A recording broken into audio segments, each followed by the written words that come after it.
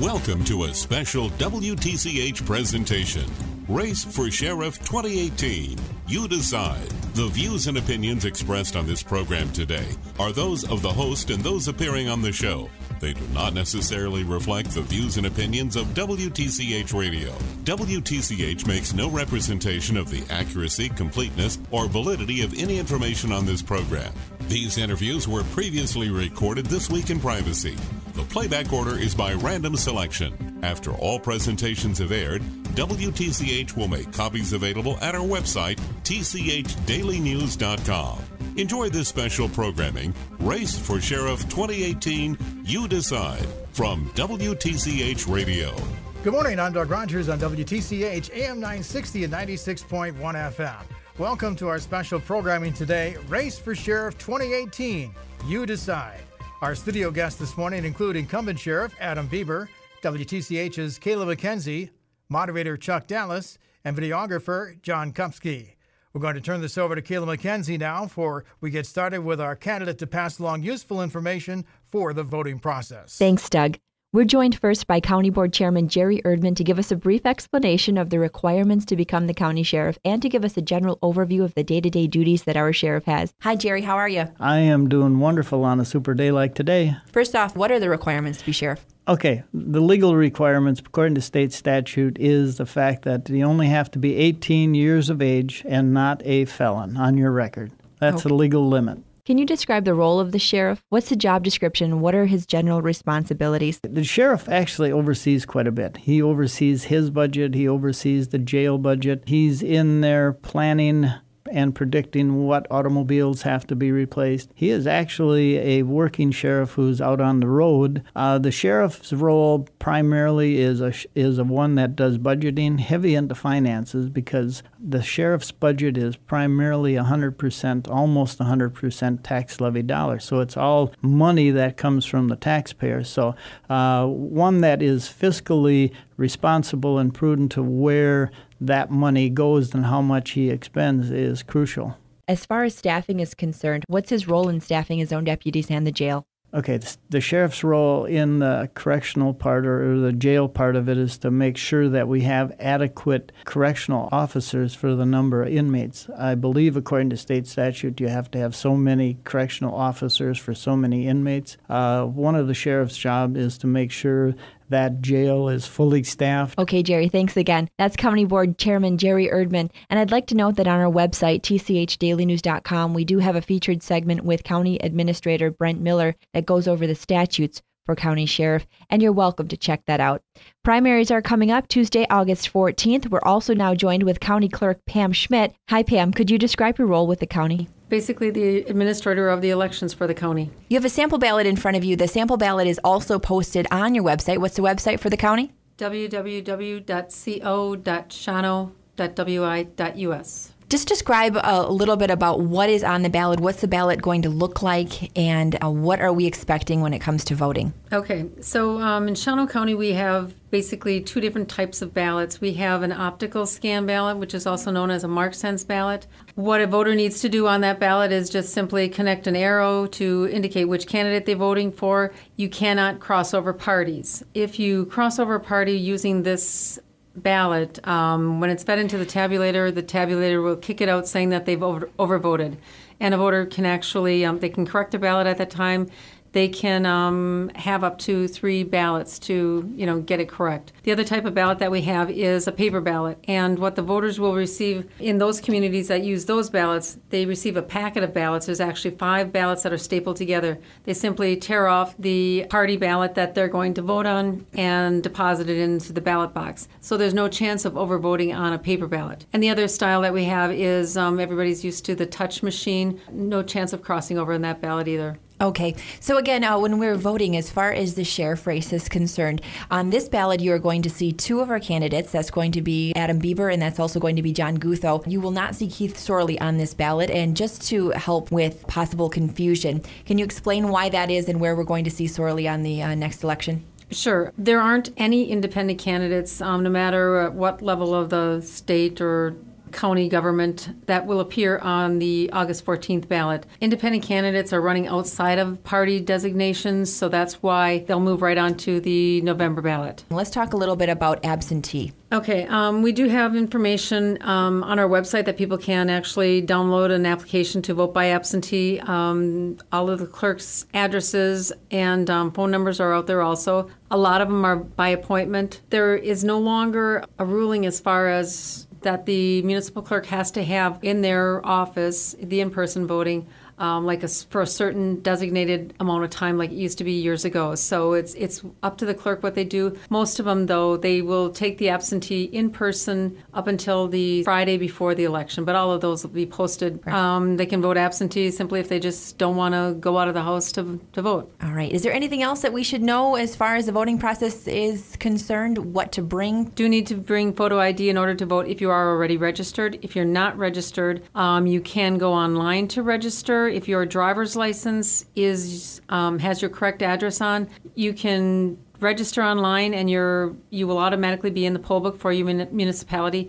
Otherwise, if you aren't pre-registered, what you'll need to bring to the poll is your driver's license. Like I said, if your address doesn't match, then you'll need to bring like a utility bill or a bank statement, something of that sort to register. Okay, again, we're talking with Pam Schmidt. We want to thank you so much for being a part of the program today. Pam, thank you. Thank you. That is Shawano County Clerk Pam Schmidt, part of WTCH's specialty programming today, Shawano County Race for Sheriff 2018. You decide. Now, Chuck Dallas.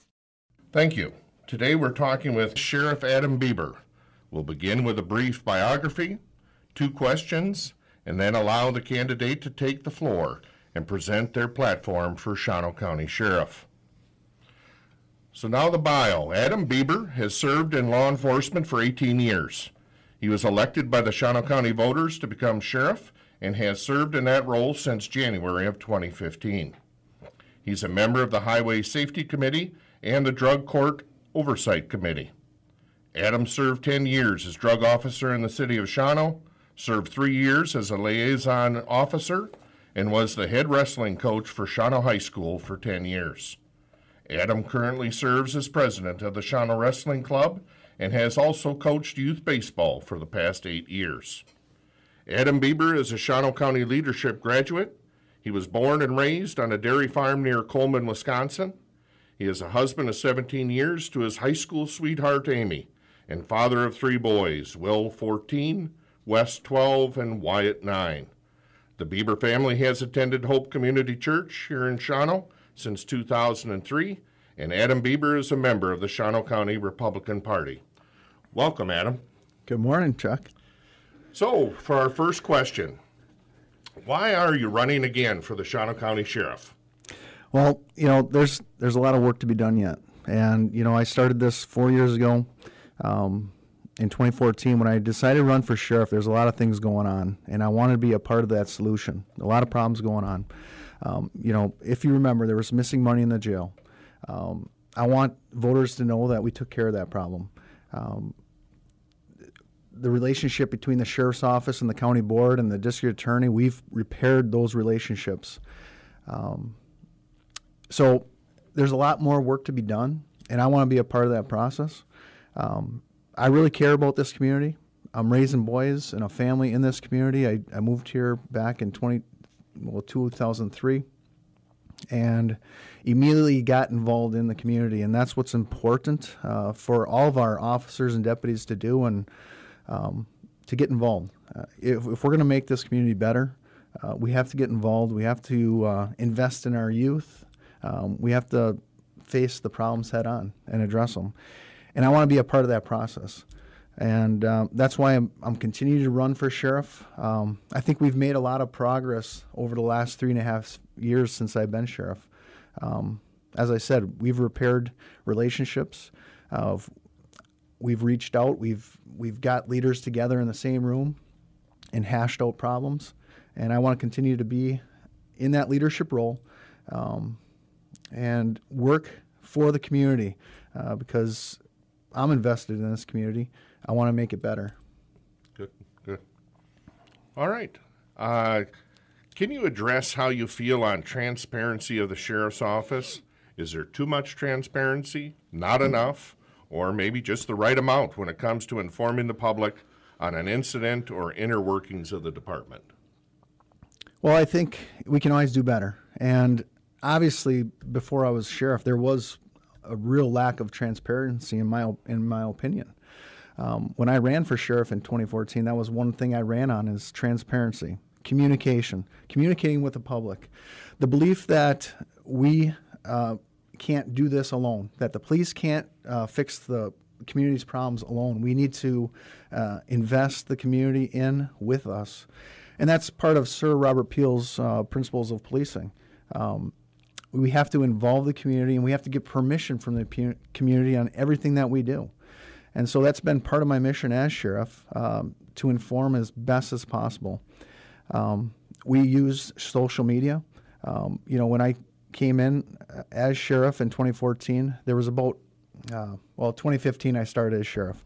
There was about 2,000 followers on Facebook. We're now at 17,000 on our Facebook page. We use the annual newsletter. That never went out before. We now notify the public in an annual newsletter. We're here every month on a radio show. And that's how we inform people. And the feedback from the community has been great. And I think tying the police department and the community together has really shown and blossomed over the last 3.5 years. So there can never be enough transparency, and I'm always looking for more partners within the sheriff's office. There's still a lot of older employees that are not on social media, that do not trust social media. And we got to get over that. We got to get over that hump, because we need to communicate. We need to be involved in our community, and social media is part of that mission. Okay. So now, Adam, I'd like to give you, some time to talk about your platform, yourself running for sheriff and what you want to continue to do. Sure. So I'll go back. When I ran for sheriff in 2014 and I was elected by the public in 2015, I want to cover some of those topics, because I want the public to know that we fixed some of those problems that I ran on. I never dreamed of becoming sheriff. That was never one of my goals, as to become sheriff. But I saw a lack of leadership. I saw people weren't standing up for what was right. And when there was missing money in the jail, $1,000 basically, and what we learned over time is that there was actually about $5,000 to $6,000 missing in the jail.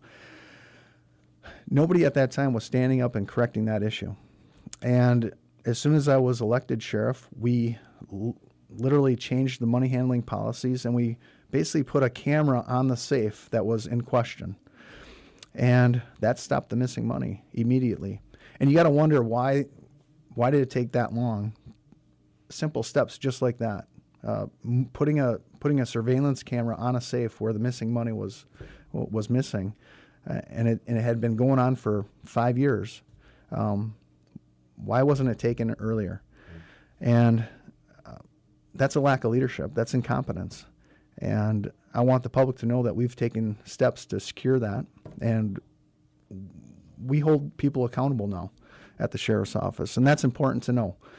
We've raised our expectations at the sheriff's office. We're a working department again, and more importantly, I'm a working sheriff.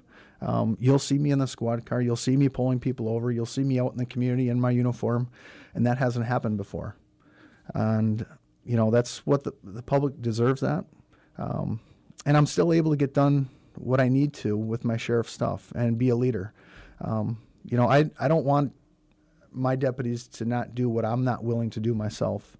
And so as a leader, I'm out there promoting highway safety, protecting our highway workers, working on problems in our community. And I'm proud of what we've been able to do over the last 3.5 years. We've repaired our relationship with the county board. We've repaired our relationship with the district attorney's office. One of the other big issues in 2014 was there was a suspicious search warrant done on a county board member, basically a political foe and a political opponent. And it was done against district attorney's recommendations, against their policy. And those policies are in place to protect our constitutional rights. And that was one of the major issues why I ran for sheriff, because nobody else was standing up against it. And I decided I needed to. Somebody had to. Somebody had to change what was going on at the sheriff's office between the county board and change what was happening. And luckily, in my opinion, the voters decided to make change, and they voted for me, and we've corrected those problems and those issues, and people's constitutional rights are on the foreburner in our thoughts while we do our job. So I want people to know that.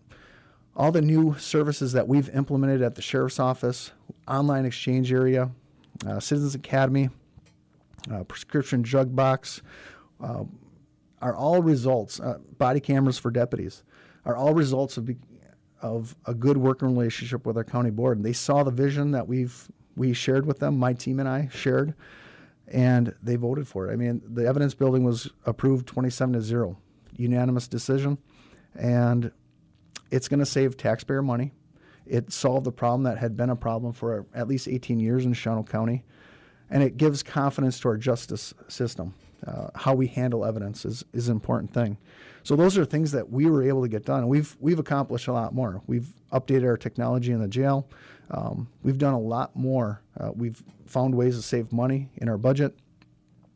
But what I want to continue is school safety. That's something else I ran on 2014. We've trained our schools in Shawano County in active shooter training. We are in a time and place in this world where we need to protect our kids. It's so important. And we can't drop the ball on that. We really got to focus in on that. And I'm so proud of our state, Governor Walker, for providing $100 million to schools across the state of Wisconsin. I was proud to work with our schools on getting them that money. I had a small role, but I was willing to do it. And I'm proud to say that we're better prepared as a community now. We've trained hundreds of people in CPR. We've trained hundreds of people in concealed carry. We have to do away with the idea that government is going to take care of you. And that was an idea in 2014 that the previous sheriff ran on, that it was our responsibility to take care of you, and that we got to do away with that idea because people can protect themselves. When we're 10, 15, 20 minutes away, what are you going to do in that time period to save your family's life, to save your own life? And that's the idea and mentality that we have to have. And I'm proud to have prepared our community better. And as a whole, our citizens are better prepared. And services like Code Red, which is an emergency notification system, we now have that in Shawano County. That's an important thing. So that's what I'm running on. I'm focused on highway safety. We're going to continue to do highway safety initiatives. You know, one of the biggest things that you can face as a family is a tragedy on our highways. We lost 17 people on our roadways last year. The number one thing that we respond to is crashes in Shawano County. We have to do a better job of educating our public, working with our community, working with the Department of Transportation to make our roadways better. Because as we know, we lose fathers, sisters, brothers, sons, daughters on our roadways on a regular basis. Right. And we can do better on that. And I'm proud to say that with my leadership at the Sheriff's Office, our traffic stops are up, our crashes are going down. We were able to reduce crashes on Highway 47 in half because we gave a little more presence out there. We've encouraged our deputies to do their job. And that's what I say when we're a working department. We really are a working department again. Good. Well, back to some questions for you, Adam. So, opioids and drugs are a nationwide epidemic. What can we do to not only be tough on drug crime, but also be smart on drug crime? It's a great question, Chuck. And, everybody knows that drugs are across the board. And whenever you enact laws on one drug, these folks find another drug to use. And these chemists and whoever, they make up these drugs, and it's just another outlet. We are very actively aggressive on working on drug enforcement. And the top way to do that is traffic enforcement. You want to reduce the risk of people transporting drugs into Shawano County. The majority of drugs come out of Milwaukee, out of Wausau. And so you want to catch that on traffic stops. And that's why we have 2 canines on our department. And I moved one to day shift and one to afternoon shift because a lot of drug trafficking happens during the day, afternoon, and night. So we are very aggressive on that front. We have over 71 criminal drug arrests. It's just a tip of the iceberg, but we're working really diligently towards that. And how do we work smarter? We're implementing a drug court in Shawano County. It's something that was desperately needed for years and years and years, and we're one of the last counties in the state to implement this. This is nothing new. Drug court is nothing new. But yet, my team and I had the courage, and working with other departments in Shawano County, to promote this drug court. And it's not an easy way out. These folks who are addicted to drugs, this provides them an opportunity to work on their addiction problems. And long term, it's going to save money, taxpayer money, because you're just not locking people up and throwing away the key. It's going to take a lot of time from prosecutors, judges, our office, and counselors. But when you can break people's addiction to drugs, you make them productive citizens again, and they stay out of our jails, and that's a positive thing for our community. Yeah. Okay. What should be on our radar as the next big concern for the sheriff's department, the deputies, and the jail over the next 2 to 5 years, Adam? Our jail was built in 1997, so that's almost 20 years old already. And so when they built our jail, they used equipment that was outdated already. And so what you'll see in the next 2 to 5 years is we're going to need to update our jail locks and everything. And we're going to have to invest some money into it. But it's that time. It's been over 2 decades now since it's been built brand new. Unfortunately, they used outdated equipment to save money, and we're going to have to replace all that stuff now. Okay. So those are things that's going to be coming down the pike.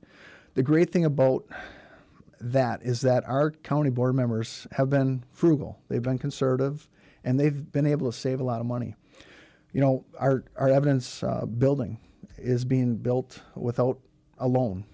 It came out of savings, and we were able to save $300,000 on that project alone. So they'll probably be able to pay for those jail updates out of the savings and not have to take out a loan, which will save money long term. Right. So they've done a lot of good pre-planning. But that's something down the pike we're going to have to focus on because our jail is, it's one of the biggest responsibilities as sheriff is to make sure our jail is running properly. Sure. And make sure the inmates are taken care of and properly secured. And that's one thing that's going to be coming down the pike and the public should know about.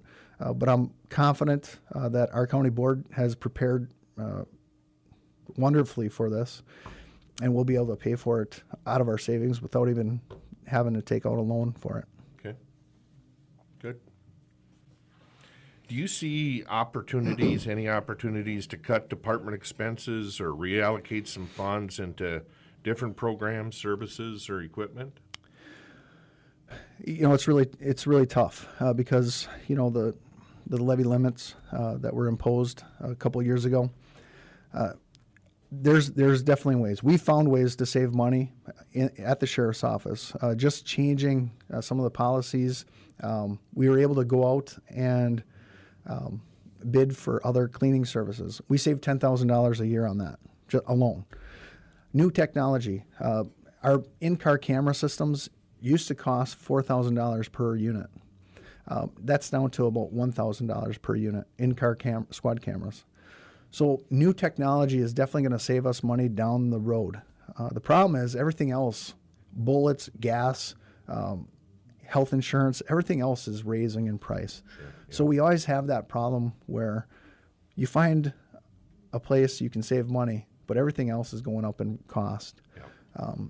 So it's always a struggle. I have a great team around me that works with us to find ways to save money, and we're always looking for new programs. And I've said it before. We've added a lot of new services, and we've stayed under budget for the last 3 years. Online exchange area, prescription drug box, code red notification service, crash reports available online. We added a drone division for search and rescue missions. Online visitation at jail. Those are all new services that weren't there before. we found ways to add it and provide it to our citizens, and we're still under budget, which has been great. Yep. Do you see any items, programs, services in the current Sheriff's Department structure that are redundant with those of, say, the city of Shawano or some of the surrounding villages' police departments that could be shared? Absolutely. And I've talked about this when I ran 4 years ago. You know, we have the police department and the sheriff's office 3 blocks away. We should be using more resources together. And that's what we've done since I become sheriff. We've added members of the Shawano Police Department to our SRT team, our special response team. We train together. Our drug officers work really closely together. And I used to work drugs in the city of Shawano. We didn't work very close. They didn't want, the sheriff's office previous administration didn't want to work with us, or those drug officers didn't want to work with us. And we were being very successful when I was a drug officer with Officer Ryan Atkinson.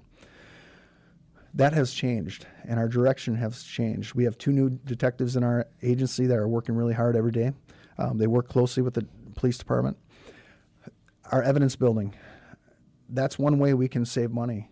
I want the Shawano Police Department to come in. We just built this building. I have offered them to join us in our evidence collection, and that will save them long term. They won't have to have the redundancy of buying all the equipment that preserves evidence. Sure. They can just drop it off at the sheriff's office, and we have an employee, a civilian, that takes care of that for them. I'm working on that project. There's some people that just want to keep it to themselves. It's that old school mentality, like, hey, this is our building. You guys worry about yourself. That's one way we can help the taxpayers out, by joining together in that project. And I'm working really hard to get them to do that. I'm using the bully pulpit right now. We're talking about it.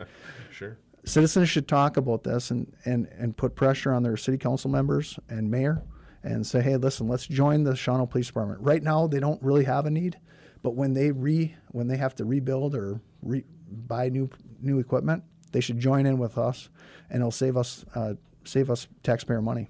Good. What is the Shawano County Sheriff's Department missing in relation to law enforcement technology currently available that's out there today that could enhance the ability of the department and the deputies themselves? Well, there's new technology definitely out there, but it's very expensive at this point. So we don't see an opportunity to upgrade. It's always good to wait a little bit to have those folks work out the bugs. Right. But cell phones, when I started in law enforcement in 2000, there really wasn't many cell phones out there. Cell phones is the biggest change in law enforcement. And there's technology out there that's using cell phones better. So, right now, an officer has a portable, they got an in-car radio, they got an in-car computer. Cell phones can compile all that together, and you can start using your cell phone as a portable, as your in-car camera, computer. And so long term, this might be 5-8 years away, hopefully sooner. But we're hoping to upgrade to that. And what we won't have to do is buy in-car computer, we can consolidate all that equipment into one unit. And it's been working out great on the East Coast, but it's slowly getting over to us. It's getting cheaper, and we'll be able to start implementing at the sheriff's office down the road. Good. 4 minutes left. Oh. How can the Shawano County Sheriff's Department attract and retain sheriff's deputies? Well, we're at full staff now. We don't have a problem keeping deputies. We do have a problem keeping jailers, but that's a problem that's across the state. Every jail in the state of Wisconsin has a problem with keeping jailers. Now, I will tell you, I'm proud to say we are at full staff in the jail, but we do go through a lot of personnel. But that's unlike, it's just like any other business out there right now looking for employees. We have a really good economy right now. And when people have the opportunity to get out of law enforcement, where you have to work holidays, weekends, nights, afternoons, plus you're working with a bunch of inmates, right? Right. That you might not make it home at the end of the night because they're willing to hurt you or do things, because some of these folks are heading off to prison. They take that opportunity to leave and find better employment, Monday through Friday. Sure, we could pay a little bit more, but where do we find that in the tax money? Right. You know, how do we raise that? So how do we retain them? I'm proud to say that folks are starting to come back to Shawano County because we've had the courage to go to the 12-hour shift, which is better for our employees. It gives them 61 more days off, more take-home pay. There's less sick call-in. So we're retaining people, and there's other agencies now following our lead on that. They want to go to the 12-hour shift because this millennial generation wants more time away from work. And so we've done a good job. We're currently at full staff. Yes, we could do better. We could probably pay a little bit more. We're about 10 to 12% behind everybody else around us, our size. But how do we pay for that? We're a rural county without a lot of industry. Right. So there's not a lot of tax money. But we're finding ways to retain them. And we're currently at full staff. I'm proud to say that. And we're going to continue to find ways to make employment better at our office. But a lot of folks like our recommendation. We started doing Employee of the Month. We have the Game Changer. We find ways to recognize our employees, and they appreciate that. They like our social media. Whenever we give them a little credit out to the community, they do like that. And when people come to apply at Shawano County Sheriff's Office, they mention that. They like our social media presence, and they want to work for us. Good. Well, since we're getting short on time, I want to make sure I ask the real important question. And so, why should the citizens of Shawano County vote for you, and what makes you stand out as the best choice for the job, Adam? Well, I'm not afraid to change. There's a lot of things that have stayed the same in Shawano County for years and years and years. When I came in as sheriff, I was not afraid to make changes, bring in new ideas, bring in new different people from outside agencies. And that's what makes me different. I'm a motivator, and that's what I get from coaching. I find ways to motivate our employees, and our employees are doing a lot more. We've raised the expectations for our employees, and I'm proud to say that, and people should know that I'm going to continue to hold our employees accountable, and that's what we've done. I've had to fire folks, but I've found ways to motivate people to do their job for the citizens of Shawano. And that's what I want voters to know, is that I'm going to work as hard as I can to make sure that our department is a service organization, that we're working for the citizens and the families of Shawano County. And it's important to me because I have a young family that I'm raising in this community. So I'm asking voters to support me because I have the same visions and hopes and dreams that they do. And I'm going to continue to make sure that Shawano County Sheriff's Office is a working organization for them and a service organization that they can be proud of. Great. Well, thanks for coming in to talk to us, Adam. Wish you the best of luck in the upcoming election. Thank you, Chuck. Appreciate it. Yep. Time is up. Thanks for listening to Race for the Sheriff 2018 You Decide on WTCH.